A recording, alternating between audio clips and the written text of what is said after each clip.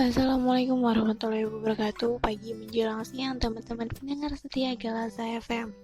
Masih bersama saya Zini. Sekarang kita masuk program Sebar Berita. Berita pertama kita hari ini, kenapa harga minyak goreng mahal? Ini jawabannya. Dilansir dari detik.com, sejak akhir tahun 2021 kemarin, harga komoditas minyak goreng terus mengalami kenaikan secara signifikan hingga awal tahun 2022 ini. Berdasarkan Pusat Informasi Harga Pangan Strategis Nasional, secara nasional harga minyak goreng curah pada 29 Desember lalu hanya 18.400 per kilogram. Sedangkan per 5 Januari 2022 kemarin harga komoditas minyak goreng ini menyentuh 18.500 per kilogram. Berikut beberapa faktor kenapa harga minyak goreng mahal. 1. Lonjakan harga minyak nabati dunia.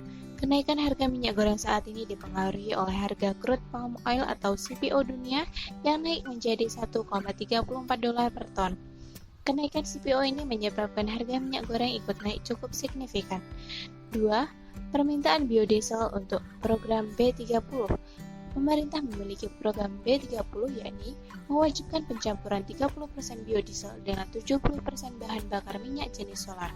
Tujuan program ini ialah agar semakin mengurangi laju impor BBM sehingga meningkatkan devisa negara. Namun, saat ini kondisinya sedang tidak ideal di mana produksi CPO sedang menurun. 3. Pandemi COVID-19. Pandemi COVID-19 menjadi penyebab utama harga minyak goreng terus merangkak naik. Pasalnya, akibat COVID-19 produksi CPO ikut menurun drastis. Selain itu, arus logistik juga ikut terganggu. Direktur Jenderal Perdagangan Dalam Negeri Oke Nurwan menyebut turunnya pasokan minyak sawit dunia seiring dengan turunnya produksi sawit Malaysia sebagai salah satu penghasil terbesar. Berita kedua, respon Ahok hingga KPK terkait laporan 7 korupsi. Dilansir dari Kompas.com, mantan Gubernur DKI Jakarta Basuki Cahayapurnama atau Ahok dilaporkan ke Komisi Pemberantasan Korupsi atau KPK. Laporan itu dilakukan oleh Poros Nasional Pemberantasan Korupsi atau PNPK pada Kamis 6 Januari 2021. Ada 7 perkara yang dilaporkan ke KPK, 5 diantaranya terkait anggaran, 2 lainnya kasus di luar anggaran. 5 perkara terkait anggaran itu adalah kasus pembelian lahan rumah sakit Sumber Waras, pengadaan lahan taman BMW, pengadaan lahan Cengkareng Barat, kasus dana CSR, serta proyek reklamasi di Teluk Jakarta. Saat dihubungi, Ahok menyebutkan bahwa kasus yang dilaporkan ke KPK sebagian besar merupakan kasus lama. Sekretaris Jenderal PDIP Hasto Kristianto menduga pelaporan Ahok pada KPK syarat dengan unsur politis. Ia menilai ada pihak-pihak yang mencoba memanaskan isu jelang tahun politik 2024. Hasto mengatakan dirinya tidak ingin ambil pusing atas pelaporan itu, sebab kasus-kasus Ahok sudah selesai di persidangan dan PDIP ingat ikut campur. Selanjutnya dari dunia olahraga, ada 5 pemain timnas Indonesia ditaksir klub luar negeri. Dilansir dari CNN Indonesia, selepas Piala AFF 2020 yang baru saja selesai diselenggarakan, sejumlah pemain timnas Indonesia dirumorkan ditaksir klub-klub luar negeri. Berikut 5 pemain yang dikabarkan diminati klub asing. 1. Pratama Arhan. Bek sayap kiri PSIS Semarang ini tampil impresif dan dinobatkan sebagai pemain muda terbaik di Piala AFF 2020. Hal ini membuat Arhan menjadi pujaan baru supporter timnas Indonesia.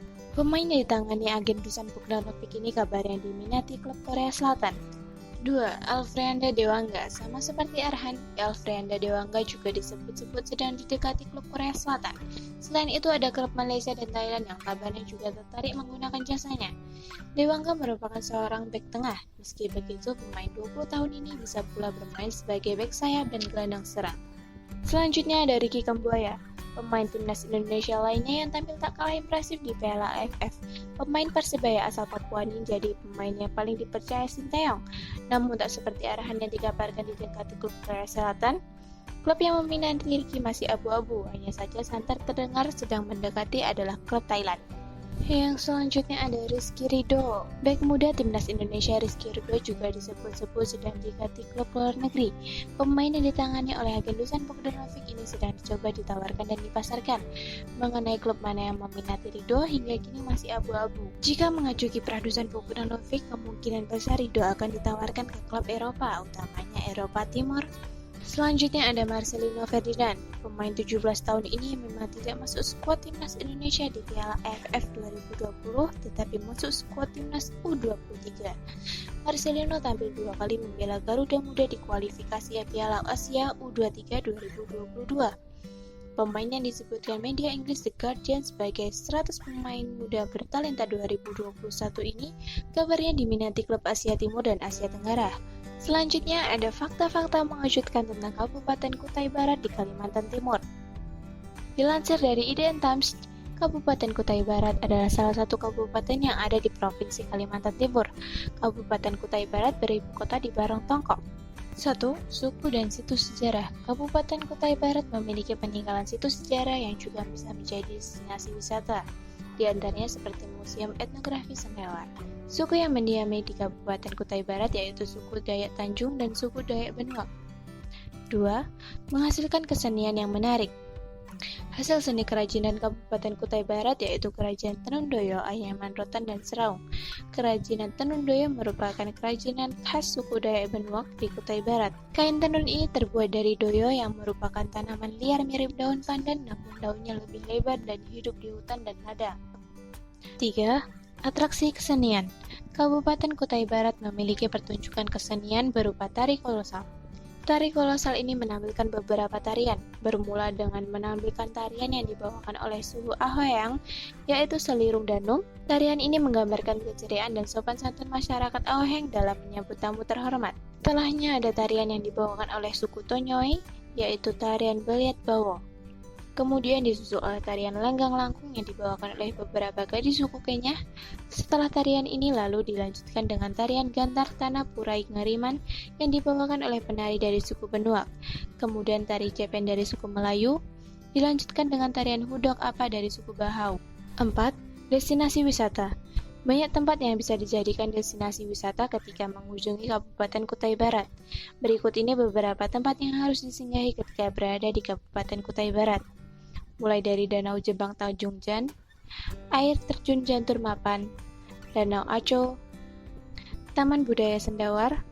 Untuk menutup sebar berita hari ini ada berita dari Korea Selatan nih teman-teman. Chung Hoyeon curhat sulit makan efek popularitas Squid Game.